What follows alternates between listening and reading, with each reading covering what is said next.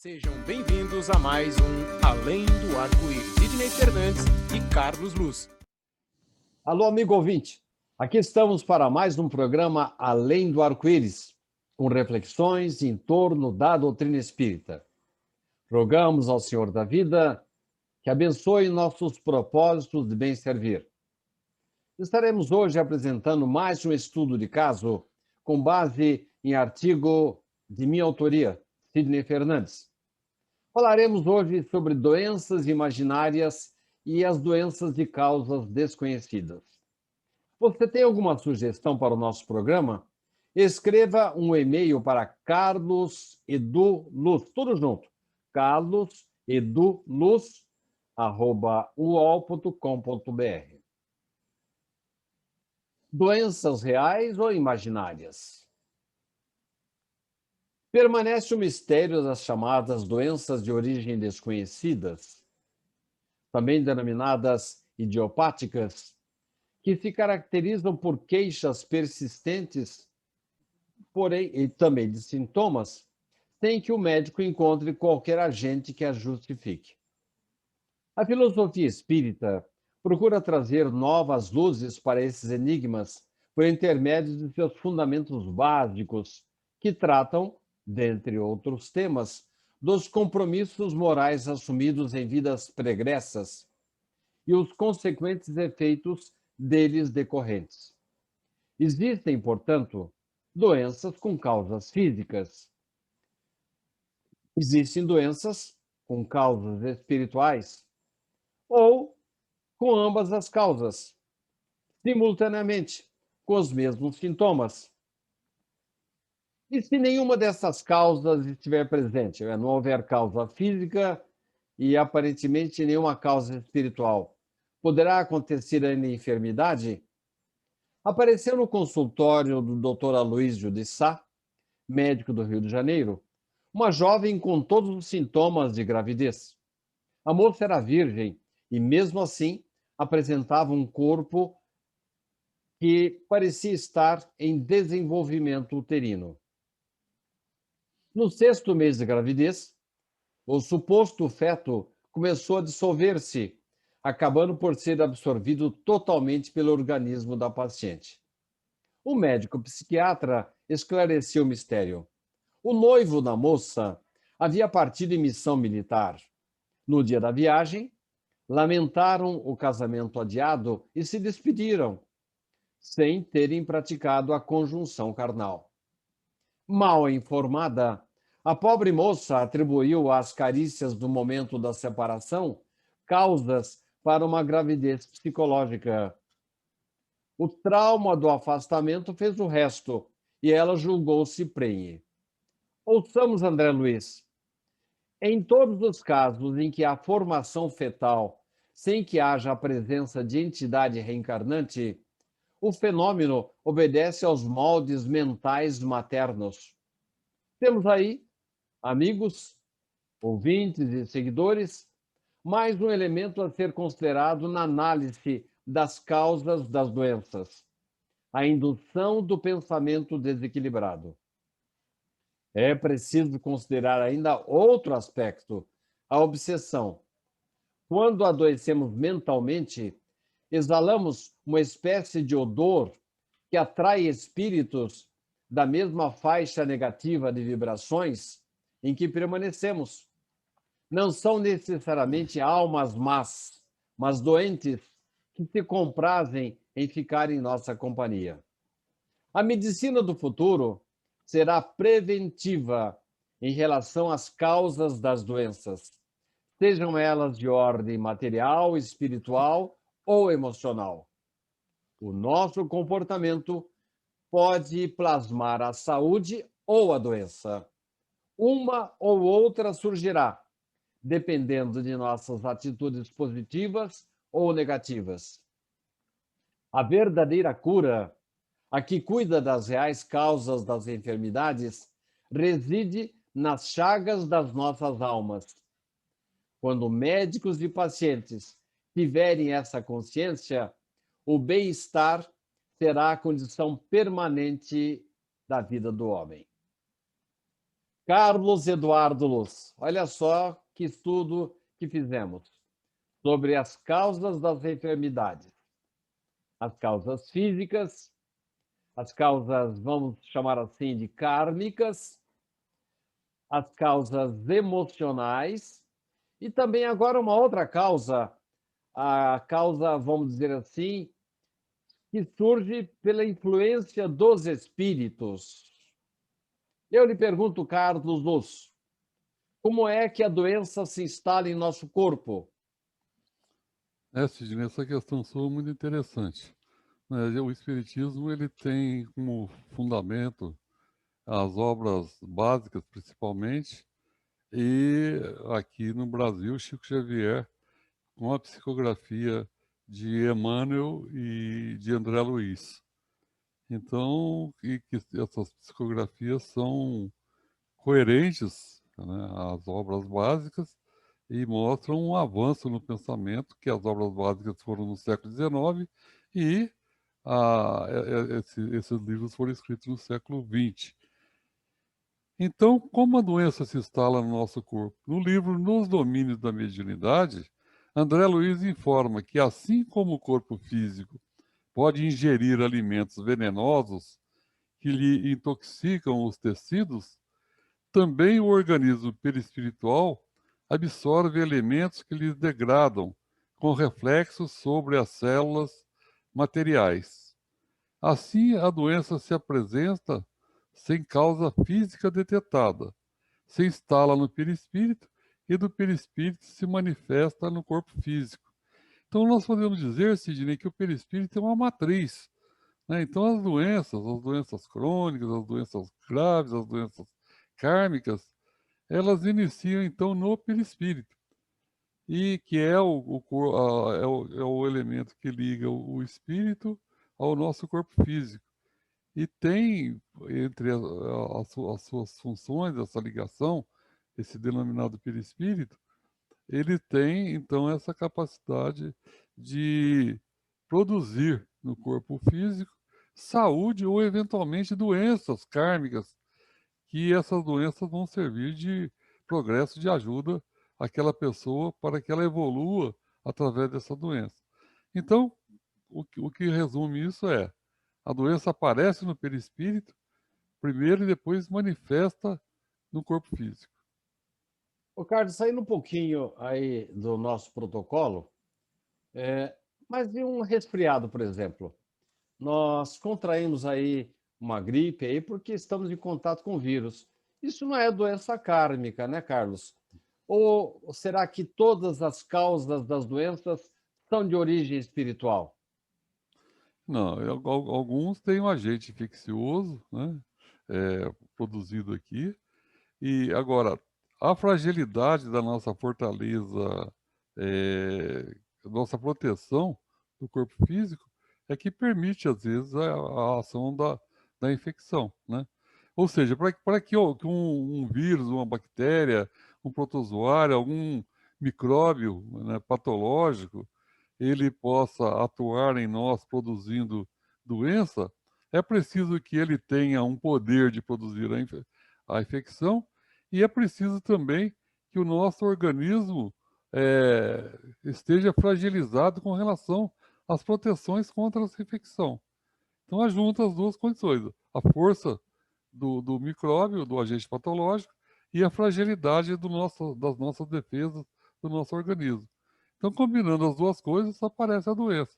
Porque se o nosso organismo é, é, tiver com o sistema imunológico correto, tudo certinho, a doença não se instala. Ou então, se instala de maneira leve, que é até uma maneira de exercitar o sistema imunológico, né? Caso de resfriados, alguma coisa assim. Mas um agente infeccioso mais que possa causar mais malefícios, né, as defesas do organismo, elas se previnem, elas bloqueiam essa influência. Olha, isso que você disse agora, Carlos, de uma certa forma responde uma questão assim que eu e o Richard tínhamos sempre, porque ele não aceitava, ele, por exemplo, aceitava que uma bala perdida pudesse acontecer, porque simplesmente estamos encarnados. e ele não aceitava também as chamadas provações coletivas. Mas isso que você disse responde à nossa questão. Isto é, quando nós temos algum comprometimento lá do passado, nós tornamos o nosso corpo, o nosso perispírito, e por extensão o nosso corpo, mais susceptível ou não a uma viagem que vai nos levar ao desencarne, a uma bala perdida, ou a participação numa festa como da Boate Kiss, em que muita gente morreu, ou mesmo faríamos mais ou menos sujeitos a algum vírus que possa nos aniquilar a vida. Tudo depende, portanto, da nossa fortaleza espiritual, de termos ou não algum elemento em nosso perispírito que possa nos tornar susceptíveis a essas situações. Agora, Carlos, me responda uma coisa: os maus espíritos podem causar doenças físicas em nós, Carlos? Então, sim, nessa questão, por simplesmente chegar e produzir a doença, em tese, não, né? Porque é preciso que haja essa fragilidade da nossa proteção para que a atuação deles se faça. E aqui o nosso sistema imunológico aqui vai ser o sistema imunológico espiritual. Quer dizer, a gente vai ter que ter uma fortaleza moral suficientemente poderosa para bloquear a ação dessas entidades maléficas. E essa fortaleza moral não é outra senão aquela construída pela nossa prática do bem, né? Pelo exercício das virtudes do Evangelho. Então, uma pessoa que se empenha em praticar o bem e está fazendo tudo que possa ser bem feito, tudo em favor do próximo, servindo ao próximo, né, tendo os bons propósitos de bem servir, elas vão com certeza estar imunes à ação de entidades perversas que poderão causar doença. Aí ela fica fragilizada simplesmente pelas doenças kármicas, que é em função de ações de vidas passadas nessa vida, que a pessoa tem que passar por aquelas provações. Então, Carlos, resumindo, seja um vírus uma causa física, seja uma doença kármica, seja uma doença emocional, ou seja, a influência de um espírito, seja qual for a causa da doença, parece que a fórmula você já disse num programa passado nosso aí, de que nós temos que praticar o bem, ter disciplina e sempre superar os nossos defeitos, lutar contra as nossas más tendências e nos apegarmos a Deus. Então, com isso, nós criaremos aquela barreira que vai dificultar tanto a proximidade dos espíritos, como nos colocar também, de uma certa forma, vamos dizer assim, invulneráveis, ou pelo menos parcialmente protegidos em relação a qualquer mal. Agora, vamos para a parte da doença imaginária, que foi o objetivo do nosso artigo. A doença imaginária, ela existe só na cabeça do doente, Carlos? A gente tem a ideia que a doença imaginária ela existe na mente da pessoa e que ela tem reflexos no corpo físico, na ação no nosso corpo. A interação chamada psicossomática, né? A ação dos pensamentos, das ideias, dos sentimentos, das emoções, atuando no corpo físico e, através disso, produzindo doença. Então, com relação à doença imaginária, a nossa mente tem capacidade de plasmar doenças, inclusive aquelas constatadas por exames médicos, como é o caso da personagem do artigo relatado hoje.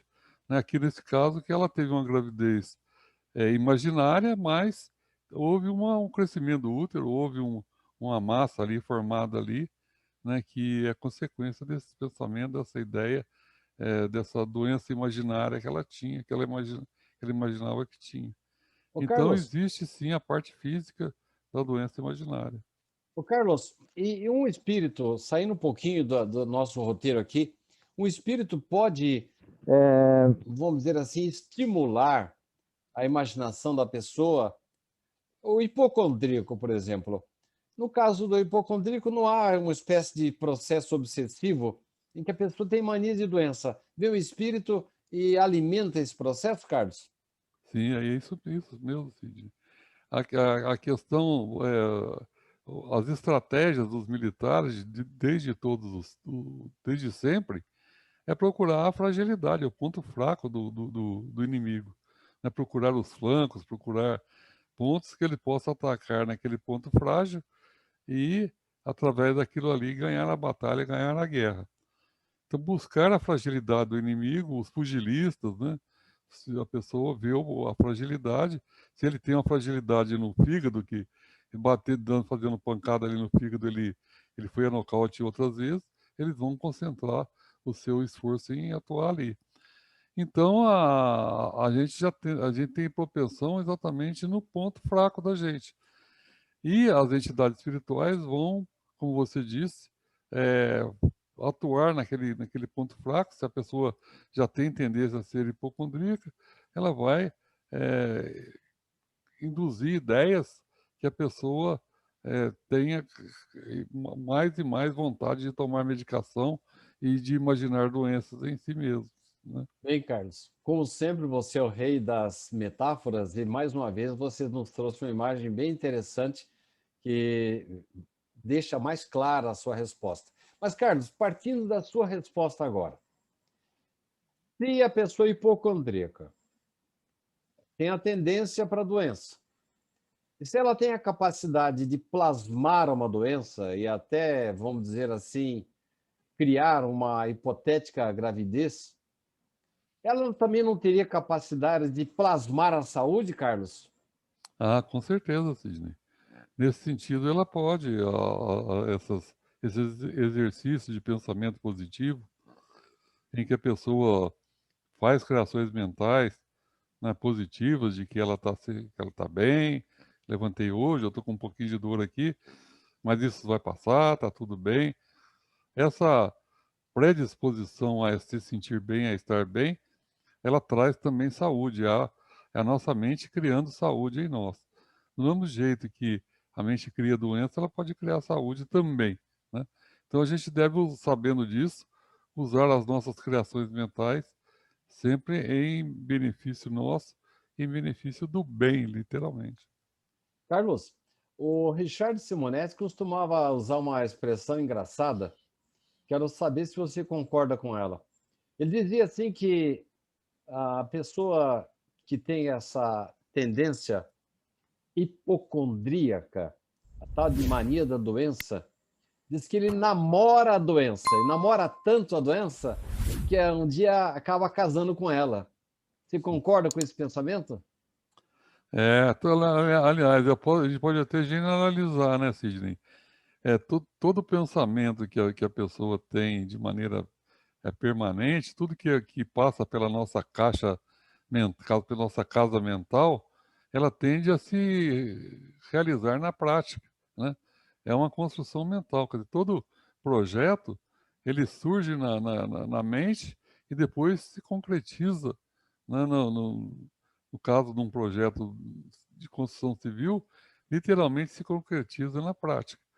Então, aquilo que a gente pensa intensamente acaba acontecendo, né? O caso da pessoa que é hipocondríaca, que imagina uma doença, aquilo ali, ela acaba manifestando, depois de um certo tempo, não só o sintoma, mas a própria doença. Então, o Richard tinha razão. O negócio é a gente não ficar muito enamorado pela doença, não ficar muito entusiasmado quando surge algum sintoma. E quando aparece qualquer coisinha, sai para lá e Ah, bola para frente. É isso, Carlos?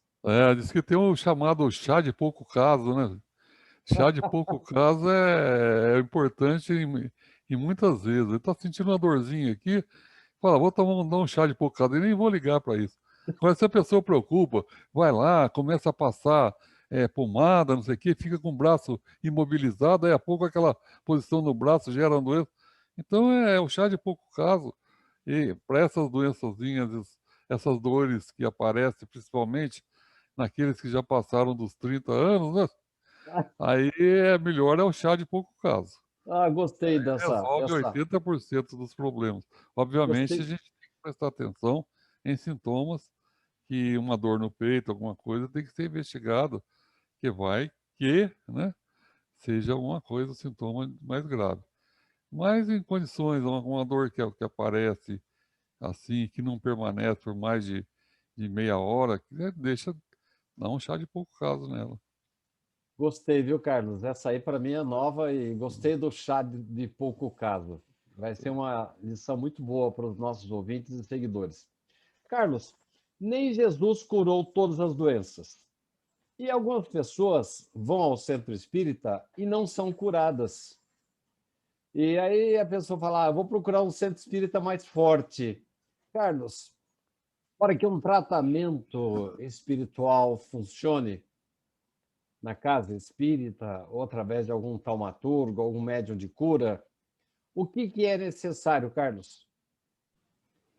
Sidney, essa questão de falar que nem Jesus curou muitas pessoas, é porque a doença ela é um sintoma de um mal mais profundo, que tem ligação comportamental, né? Dessa vida ou de vidas passadas, ligações kármicas. Então, essa causa original, essa causa primária da doença, ela deve ser removida, e para que a pessoa tenha condições de ser curada, né? Quando Jesus curava alguém, ele falava, vai, não peques mais. Então aí ele está fazendo uma correlação entre pecado, entre o erro, né? Entre prática comportamental e saúde. Isso aí existe, né? E o Espiritismo mostra bem nesse aspecto. Então, uma pessoa que tem uma vida evangelizada, ou seja, vivenciando os valores do Evangelho, procurar não guardar mágoas, ajudar a todas as pessoas, procurar a renovação íntima, né? Não ser violento, ser pacífico, resolver as coisas pela inteligência, tudo isso aí é uma maneira de trazer saúde, porque vamos imaginar que em vidas passadas a pessoa tenha sido muito violenta, tenha assassinado, trucidado, matado alguém, então, e ela não tem a percepção disso. E aí a doença vem exatamente para fazer pessoas refletir sobre essas situações. Agora, se a pessoa está programada no seu perispírito ela ter uma determinada doença, né, kármica, para corrigir um comportamento de vidas passadas, e ela, pelo estudo, pelo conhecimento e pela reflexão, ela corrige esse comportamento, aí, tirada a causa, o efeito desaparece, né? Então, automaticamente, ela tendo um comportamento cristianizado, aquela doença não se manifestará ou se manifestará de maneira não tão intensa, não com de maneira tão forte como seria previsto, né? Então, se a pessoa tem uma doença kármica, uma doença, e ela vai procurar um auxílio espiritual, entidades espirituais estão vendo que aquilo ali é para curar a pessoa, curar o espírito imortal que é aquela pessoa. E aquela doença é para produzir naquela pessoa uma reflexão para que ela mude o seu comportamento. Então, curar essa pessoa nesse sentido aí, por vias espirituais, vai produzir um problema vai tirar o remédio do espírito, que seria aquela doença, né? Agora, por outro lado, a medicina da Terra, ela tem que cuidar de curar as pessoas que cruzaram o caminho do médico. Faz parte do estudo dele, faz parte da sua medicina, faz parte da sua escolha profissional. Ele escolheu, inclusive, no plano espiritual. Agora, se ele curar uma pessoa que tenha um karma para não ser curado, o que vai acontecer? Aquela doença vai manifestar depois é, de maneira parecida, ou vai ter uma recidiva da doença, né? Então, a maneira que a gente tem de fazer, né, como encarnados que somos, é ajudar as pessoas a se livrarem das suas doenças. Se a doença for kármica, ela vai voltar, ela vai ter recidiva, ela ou vai voltar em outro órgão ou outra parte do corpo. Muito bem, Carlos. Chegamos ao final do nosso programa. A lição que você nos deixou aí foi muito boa. Gostei muito do chá do pouco caso. E agora, no final, sem dúvida, se nós temos um pensamento bom, uma alma boa, se nos apegamos a Deus e às boas coisas, as doenças não precisam acontecer em nossas vidas. Agradeço a você, Carlos, aos nossos ouvintes, nossos seguidores, pela sua atenção. E na próxima semana estaremos de volta com mais um programa Além do Arco-Íris. Até lá! Sejam bem-vindos a mais um Além do Arco-Íris. Sidney Fernandes e Carlos Luz.